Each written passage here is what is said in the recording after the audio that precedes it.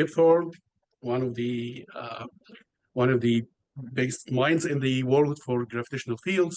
So let's gain from that opportunity. And as you know, our understanding to the universe has been evolving a lot since the old days at Aristotle, Galileo, Newton, Einstein, and now here we are.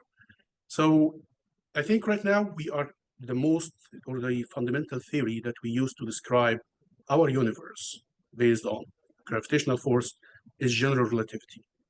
And the core of general relativity is the space-time fabric or the space-time manifold fabric, depends how you want to call it.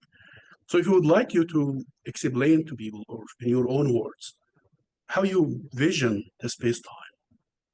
Sometimes I struggle give people the mathematical definition of general relativity or how to simplify it to them. Well, let me talk about this more generally than just space-time, because I think this is a very important question, but in even more general form. Um, the laws of physics are written in the language of mathematics. And if you really want to understand general relativity deeply, you have to learn differential geometry and differential topology, some rather advanced mathematics.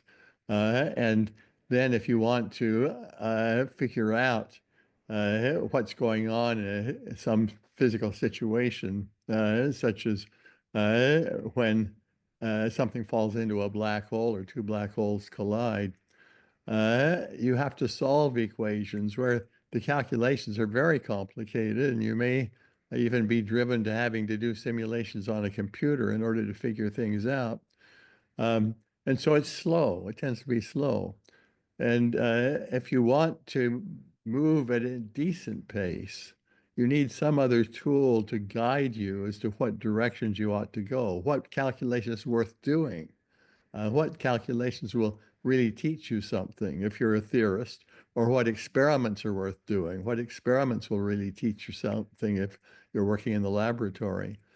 And each physicist has his or her own way of answering that. But I think we typically use the phrase physical intuition as the thing that guides us. For me, as for Stephen Hawking, who was a close friend, um, physical intuition is based on mental pictures. I and so I basically, in my everyday work as a physicist, I translated the laws of physics into mental pictures. And I think in terms of mental pictures of what it looks like when black holes collide or when things fall into black holes. And these mental pictures are the guide for what calculations are worth doing. They're the thing that initially tells me what kinds of experiments might be worth doing. And so uh, mental pictures, in my case, are absolutely central. And if I work in terms of mental pictures, then I really have a much clearer idea of where I ought to go, of what will be a fruitful directions. But I do want to emphasize that different people's minds work differently.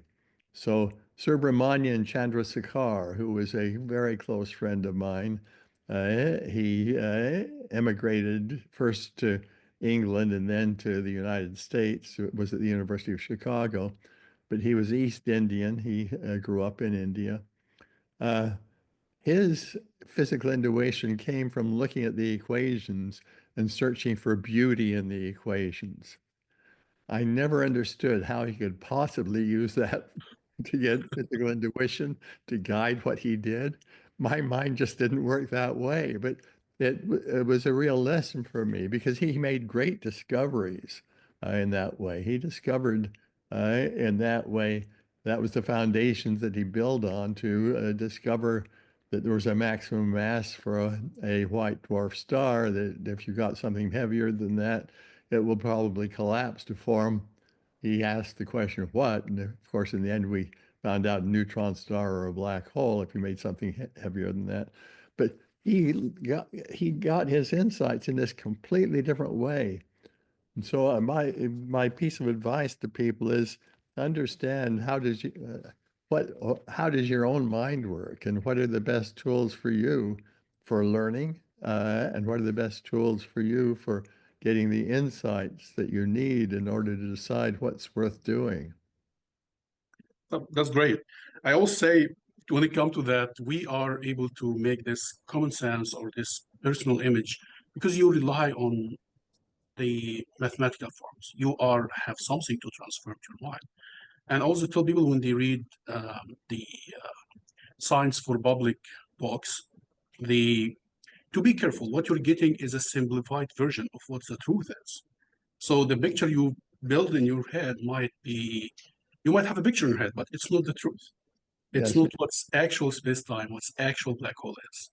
but and in the end, when I have an insight, when I've decided what direction is worth going, I have to go back to the mathematics in order to Exactly. verify it. And I have to go back to experiment and observation in order to truly verify it in the end. But and so yes, and the mistakes that I make are often because my intuition was wrong. But nevertheless, my intuition has been a powerful guide. It told me after a lot of thought and exploration that it would be worthwhile to try to detect gravitational waves. And it was the thing on the basis of which that plus calculations I did to sort of support and build the intuition, the basis of which I decided to devote most of my career to that quest. That's great. So what if we said to our audience that space-time is everything around us? So it's we are inside the space-time. We are mean Earth, galaxies, black holes. Everything is inside that what we call space-time. And your work was dedicated, as you said now, to the waves that will be traveling through that space-time. So the space-time will have waves traveling through it that we call right now the gravitational waves. So would you like to tell people more about it? How can people Well, reach you? gravitational waves are a little different from, say, electromagnetic waves. I would use the phrase electromagnetic waves travel through space-time. But gravitational waves are part of space-time because they are ripples in the geometry of space and time. A gravitational wave stretches space. It is a stretching of space and a squeezing of space. If the gravitational wave is moving from me to you, it stretches in one direction, squeezes in the other direction, but it's a stretch and squeeze of space in a uh, that can be described in various ways. But if I have two particles that are initially at rest with respect to each other, they're behaving inertially because they're riding on space. The space stretches and squeezes, they move back and forth, which means inertial reference frame here and here, those inertial reference frames, they move back and forth with respect to each other. And so a gravitational wave consists of a stretching and squeezing of space, uh, but it also propagates through space. So it's a little more complicated and a little more interesting than an electromagnetic wave.